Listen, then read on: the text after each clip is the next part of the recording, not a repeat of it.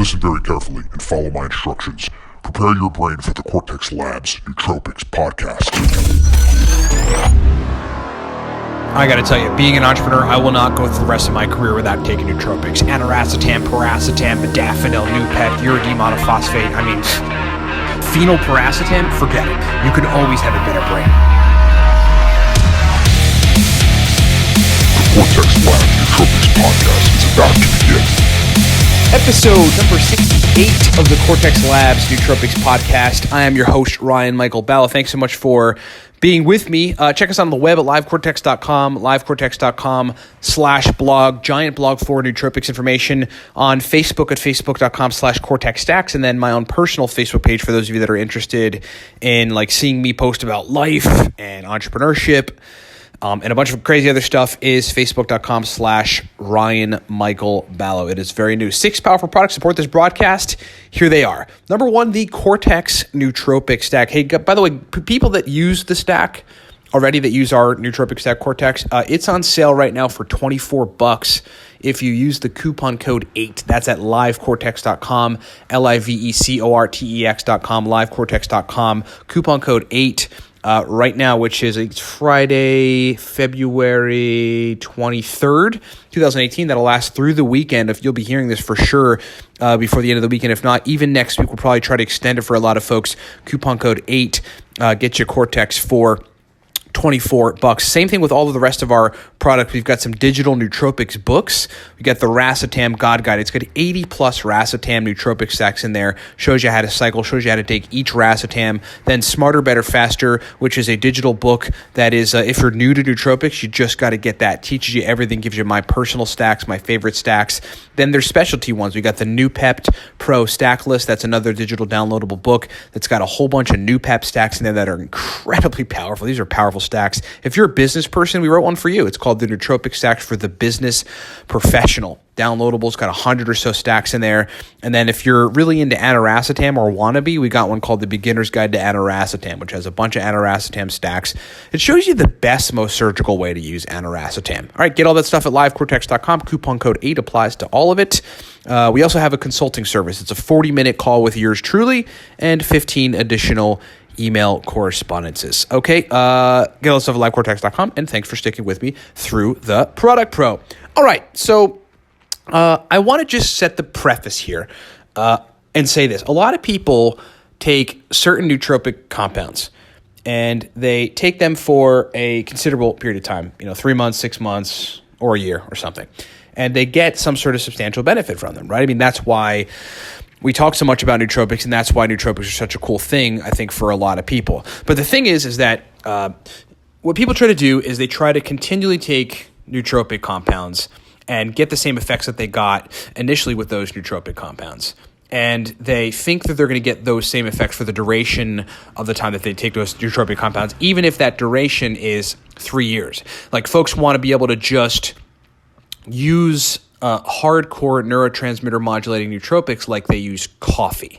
So in other words, you take the same one every day and it gets you the same predictable result like caffeine does. And I want to just say to folks, one of the things that we're always trying to push in all of our digital books and in the advice that we give on the YouTube channel is that, cycling between various kinds of nootropic stacks is the best way to go about taking nootropics for this very reason. For the reason that there isn't a way, in my opinion and in my experience, to take a particular nootropic compound and have it affect you the same way consistently, especially the more consistently you take it, for many months and then moving on to many years. It just doesn't. It just isn't possible.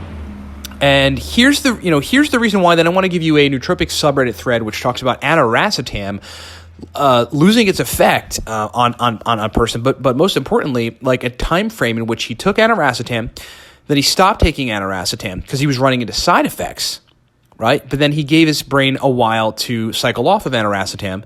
Then he cycled back onto aniracetam, and then the side effects came back within a short period. Within a week, the side effects came back, and he had to stop taking it. But let's first just talk about this. with caffeine, let's just take caffeine for example. With caffeine, when you drink coffee and it modifies adenosine receptors, blocks the action of adenosine, makes your brain say, like, understand that it isn't tired. Basically, it turns off the tiredness response in your brain. Like, it blocks the action of being tired, whether you slept, great or not, if you didn't sleep good. If you drink a lot of coffee, for some period of time, you will not feel like you didn't get a whole lot of sleep. You'll feel pretty normal. That's why folks, a lot of folks drink coffee. That's why folks end up abusing caffeine. And, it ends up causing additional downstream issues in their stress levels or their whatever, in their gut or whatever. But the thing about caffeine in this regard is it's very reversible. Its work on the adenosine receptors are pretty strong, right? But it only lasts a couple hours. And then it's very reversible, right? It just sort of goes away, wears off. It's one of the most reversible, and the key word is reversible here, type of nootropic compounds or cognitive affecting compounds there is on the planet is caffeine. I mean, that's why it's so broadly used. That's why it's everywhere, in the store. Like, go to any store, gas station, etc., right? Coffee is everywhere. It's like the number one nootropic substance used on the planet. But what you won't see in, Wawa or whatever, like name your local stores, is you're not going to see aniracetam. You're not going to see oxiracetam. You're not going to see uridine monophosphate. You're not going to see Alcar. You won't see tyrosine. You won't see theacrine. You're not going to see PRL853. You're not going to see NSI-189. You're not going to see fasiracetam. You're not going to see some of these major nootropic compounds because they just don't work that way. Not to say that they're not safe, of course, because most of the studied compounds, most of the nootropic compounds we deal with are safe, safe enough, again, with proper cycling. But here's the major point I want to get across to people. Nootropic compounds in the sense that we discuss them on the Cortex Labs YouTube channel, as well as on this podcast, and at livecortex.com/blog. We have a bunch of blog posts and a bunch of podcasts on this stuff. And, anyone else who talks about nootropics, the guy from Smart Drug Smarts, the guy Steve Cronin, who has a YouTube channel which talks about nootropics, and any other nootropics, long-term, pretty popular nootropics channel. Jonathan Roseland has one. I forget the name of his company or brand, but a guy named Jonathan Roseland has a lot of great information on YouTube about nootropics. Nootropics compounds that get discussed across all of this content and all of these, content bases on the web around nootropics, their actions on the brain are so much stronger. I mean, this is why people get such significant effects, right? Aniracetam changes their life, oxiracetam changes their life, uridine changes their life, modafinil changes their life. The effects that these things have on neurochemistry, and particularly the receptor sites through which neurotransmitters flow through, are so much stronger. And I don't want to use the word irreversible, but if there was a spectrum of reversibility, caffeine would be on the very low end of the spectrum, meaning like it just, you take caffeine and then the effects basically get reversed pretty quickly. And then if there is a super high end of the spectrum, where you take certain nootropic compounds and the effects on neurotransmitter receptor sites, they don't reverse very quickly. Like, they might take time to reverse, a long time of cycling off a particular compound. And in some cases, they might not reverse ever. Some of the harder, more hard either pharmaceutical compounds and even nootropics, they work on the brain in a way, especially when taken too consistently, that modify receptor sites and modify the brain. This is why, when folks take, GABAergic supplements GABAergic pharmaceutical compounds for such a long time, like benzodiazepines, etc., they run into where if they, when they stop taking them, where they just run into this massive withdrawal. And even after the withdrawal, they're just not the same person. Same with SSRIs. I mean, they're making so many changes to the brain. I remember reading with serotonin, selective serotonin reuptake inhibitors, the brain actually decreases the quantity of serotonin receptors because of how much serotonin is being blasted in the brain via the SSRI and its inhibition on the reuptake of serotonin. So there's downstream homeostatic effects that take place with nootropic compounds, and nootropic compounds that just modify brain performance or brain function or transmitter receptor function or otherwise neurotransmitter function, just like regular increasing neurotransmitters does. Certain things have downstream effects which can cause homeostatics, regulatory mechanisms to kick into place. Look, when this happens, number one, the response from the nootropic is going to be different moving forward, especially if you've taken it consistently and these changes have been so significant. And then, so number two, if the if the homeostatic response in your brain in relation to these nootropics, and homeostatic just means regulatory, your brain trying to get back to normal, you might decrease, again, serotonin receptors from taking SSRIs so much. You might downregulate acetylcholine functionality or upregulate acetylcholine esterase, which is an enzyme that breaks down acetylcholine by taking large quantities of cholinergic compounds consistently without cycling.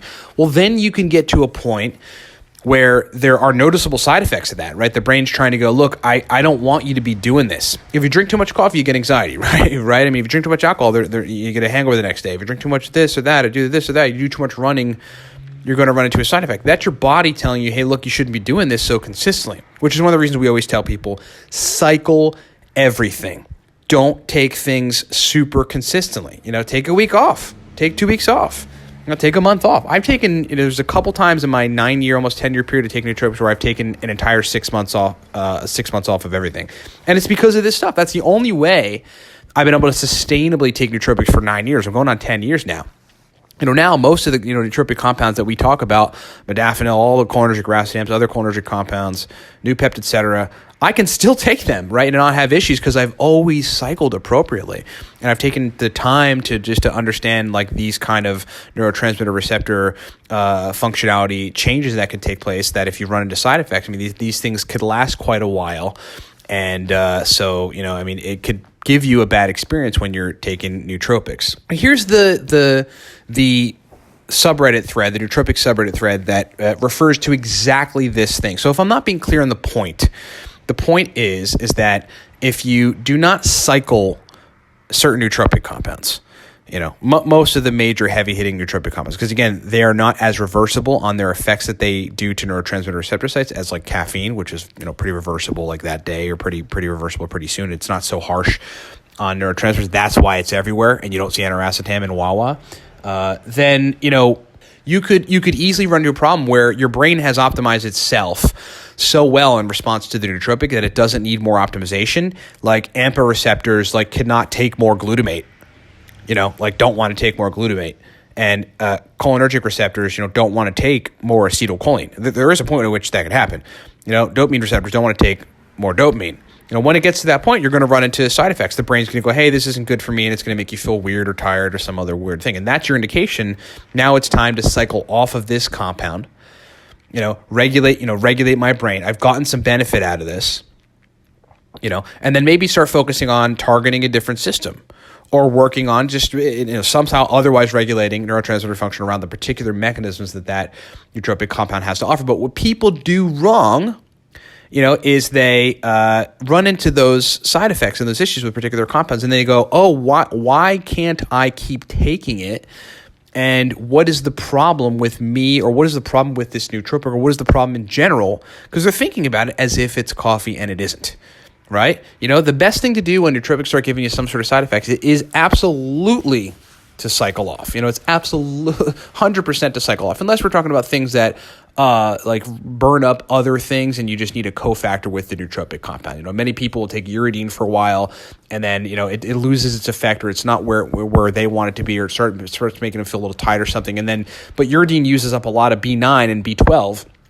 And probably other B vitamins, and then the person starts taking a complex B vitamin, and everything's great again. And if they have methylation problems, they start taking methylfolate and methylcobalamin, like the sort of methylated versions, the more bioavailable versions of B vitamins, and then everything becomes fine. But mostly, if you're running into issues, you need to cycle with nootropic compounds, because again, they're not coffee. They make more changes than caffeine, and they are less reversible over a spectrum of time than caffeine is. Okay, so here's the guy's thread. It goes, aniracetam loses effect quickly. He goes, aniracetam and paracetam are my two favorites. Most of the time, I would prefer to take aniracetam once in the morning and once in the afternoon. In November, I have been taking more frequent and longer breaks between using it, because I noticed it would cause brain fog or hyperfocus. So that's, I wish to step back from this thread and say that's step number one. That's the first indication right there. Brain fog and hyperfocus is a result of, too much cholinergic functioning. You optimize cholinergic signaling and the neurotransmitter acetylcholine and its receptor sites, too much, you'll run into hyperfocus. right? Just like it's not even a fun state to be in. It's like not fun to be in that place, or brain fog. And that's your brain telling you there's too much of this. We don't know what to do with it. We can't keep up with what you're doing. Remember, the brain is an instrument, and the heart is an instrument. All these things are an instrument that will try to give you feedback, but ultimately your mind can override it. Your decision making can override it. You can take more NRSM, you can take more things, you can drink more coffee, but it's not going to be good, right? It's not going to end up good. Your brain's trying to tell you, hey, cycle off. Anyway, he did the right thing next, moving back to the subreddit thread, and said, I took the entire December and beginning of January off of supplements to bring me back to baseline. Very, very good. Very, very good. I had been taking them for about 2 months before that, and felt as though I had to come down for a couple of days and started to feel normal again. Okay, fine. What I really liked about aniracetam was its ability to help me concentrate and channel my thoughts and relieve anxiety. So he says this: once I ended the break, so like him cycling off, and then he cycled back on to aniracetam and paracetam, he noticed that all the positive things came back immediately, but then the negative side effects, brain fog and hyperfocus, they only took 1 week to come back.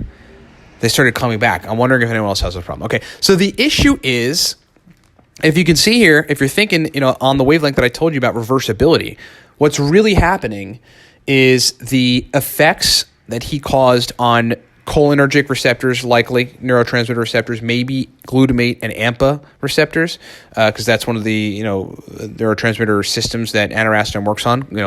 Basically improving the signal of glutamate through a subtype of their receptors called AMPA receptors. What happened is he made some changes, guaranteed, to those neurotransmitter receptor sites. And then he started running into side effects because those sites said, hey, we're good. The changes are good. We don't need any more of this. You can't give us any more of this nootropic compound. We're just going to fuss with you and give you side effects. We're going to throw up a tantrum and give you side effects. And so he took some time off, and then it took him a week for all of those changes to basically, for those negative effects to start happening again, which basically means that, in his 2-month cycle period, it basically wasn't enough. He needed to cycle off for maybe 3 months, maybe 4 months, maybe 5 months. This is the kind of thing that at this point, like what we would suggest doing, like what we suggest doing in Smarter, Better, Faster, our flagship digital guide that teaches you a lot of this stuff, downloadable digital, buy it at livecortex.com. I always tell people you got to read it 10 to 15 times if you truly want to understand this stuff and not run into these issues.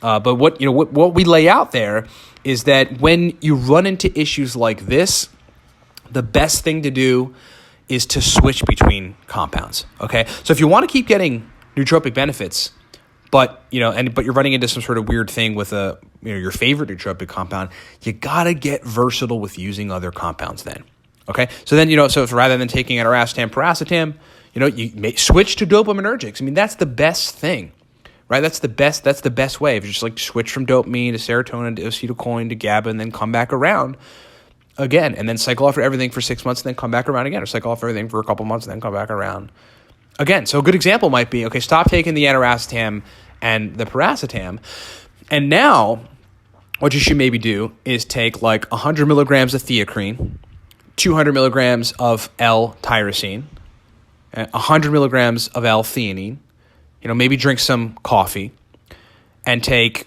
300 milligrams alpha-lipoic acid, and throw 5 milligrams of vinpocetine in there. So you have alpha-lipoic acid working on cholinergic signaling, very, very mildly, but mostly working on just like improving oxidative stress in the brain, which is critical, improving brain and glutathione. It's a massive antioxidant in the brain, cross over the blood-brain barrier. You got vinpocetine working on the improvement of blood flow and oxygen in the brain. You've got L-tyrosine increasing dopamine, epinephrine, and norepinephrine. Totally different systems than aniracetam and paracetam.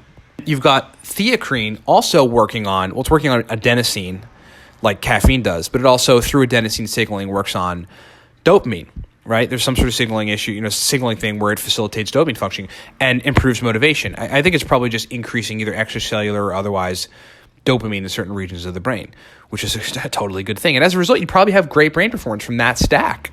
From a stack with the ingredient quantities worked out well with those ingredients. And what you do is you then take that stack for quite some time. Take that stack for as long as it gets you good benefits until you run into some sort of side effect. And then it's time to cycle to a different system. At that point, you might have regulated the brain enough to where now you can cycle back on the aniracetam, paracetam, or maybe cycle on to modafinil. Take everything else, throw it away for a while. Cycle on to modafinil for a couple months. See what happens. See if everything's good. See how reversible or irreversible modafinil is in terms of the long-term changes it makes in the brain and how long you can take it. Interestingly enough, I think you can take modafinil for quite some time, and I've taken it for 40 days straight, ran into zero issues. I've taken it many times over the last 6 years and ran into zero issues.